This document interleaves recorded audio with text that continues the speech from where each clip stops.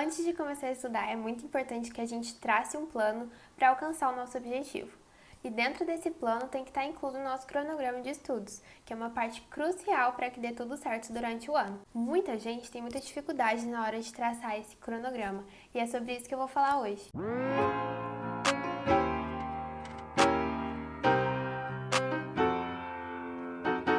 Oi gente, tudo bem por aí? Eu sou a Isabela, sejam bem-vindos ao canal.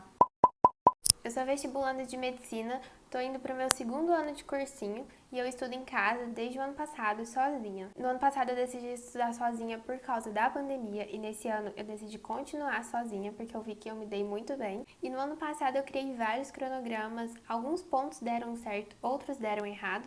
E é nisso que eu vou ajudar vocês hoje. Eu vou dar algumas dicas para facilitar esse processo e também mostrar como eu vou montar o meu cronograma desse ano. O primeiro passo para criar um cronograma é você pensar onde você vai colocar ele. Se vai ser numa folha de sulfite, no seu planner ou em algum aplicativo. Você tem que pensar também que ele tem que estar de fácil acesso para você, quando tiver alguma dúvida ou quiser buscar ele, fique mais fácil. O segundo passo é você anotar se você tiver alguma atividade fixa durante a semana. Por exemplo, eu tenho aula de inglês na sexta das 2 às 4, então eu vou anotar todas as atividades fixas que eu tenho durante a semana, aqueles horários que eu não posso mudar mesmo. O terceiro passo é listar todas as matérias que você vai ter que estudar.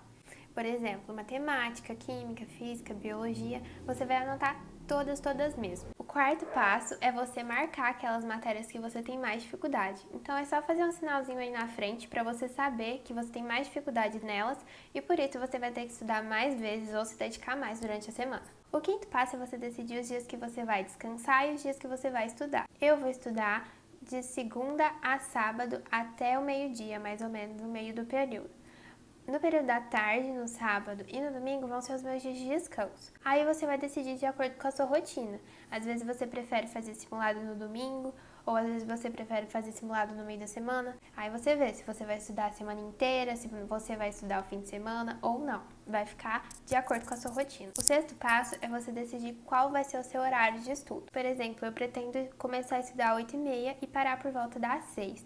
Isso vai de você, se você vai estudar 3, 4 ou 5 horas por dia. O sétimo passo é determinar quantos intervalos e qual tempo vai durar cada intervalo no seu dia. Você não vai estudar das 8h30 às 6 direto sem nenhum intervalo. Eu, por exemplo, vou parar 1 hora durante o almoço. Então eu sei que eu tenho 1 hora de intervalo durante o almoço. Você pode colocar intervalos entre aulas, entre matérias, por exemplo, estava estudando matemática, agora dou 15 minutos de intervalo e vou estudar biologia. Então, vai depender do que você prefere. Eu recomendo que você não dê intervalos maiores que 15 minutos entre as matérias, porque às vezes a gente vai acomodando, vai ficando e passa a procrastinar e acaba não voltando a estudar. O oitavo passo é decidir como você vai estudar. Se você vai estudar determinando horas, por exemplo, vou estudar 2 horas cada matéria e dentro dessas 2 horas eu tenho que assistir a aula, eu tenho que fazer exercício, ou se você vai colocar como metas, que é o que eu prefiro.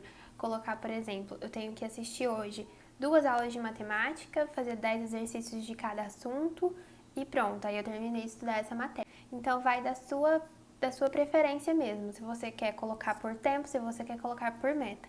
E o nono e último passo é você decidir quantas matérias e quais matérias você vai estudar em determinado dia. Por exemplo, você vai escolher segunda, eu vou estudar 3 matérias, então vai ser matemática, química e biologia.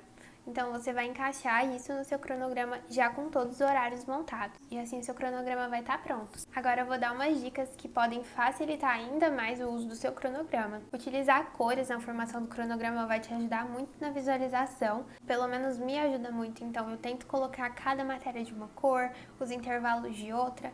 Aí vai do seu critério. Outra coisa é deixar o seu cronograma num local de fácil acesso. Por isso que eu falei lá no primeiro passo, para você escolher um local que você consegue acessar a qualquer momento. Nos primeiros dias você ainda não vai estar acostumado, então você vai ter que ficar consultando o cronograma e é muito mais fácil se ele estiver perto de você. Outra coisa muito importante é você não se prender ao seu primeiro cronograma. É normal que não dê certo alguns pontos e você tenha que mudar depois. Então não se apegue a ele, mude mesmo. Faz uma semana desse cronograma que você criou. Se você viu que algum ponto não deu certo, vai lá e troca esse ponto. É assim mesmo, vai trocando de cronograma até você conseguir um que se adeque exatamente ao que você precisa. E é esse o vídeo de hoje, espero muito que vocês tenham gostado. Se você gostou, deixa aqui o seu joinha, se inscreve aqui no canal, deixa aqui nos comentários se você tiver mais alguma dica para cronograma de estudo. Me segue lá no Instagram que eu dou muita dica de estudo por lá. Um beijo, até a próxima e tchau, tchau!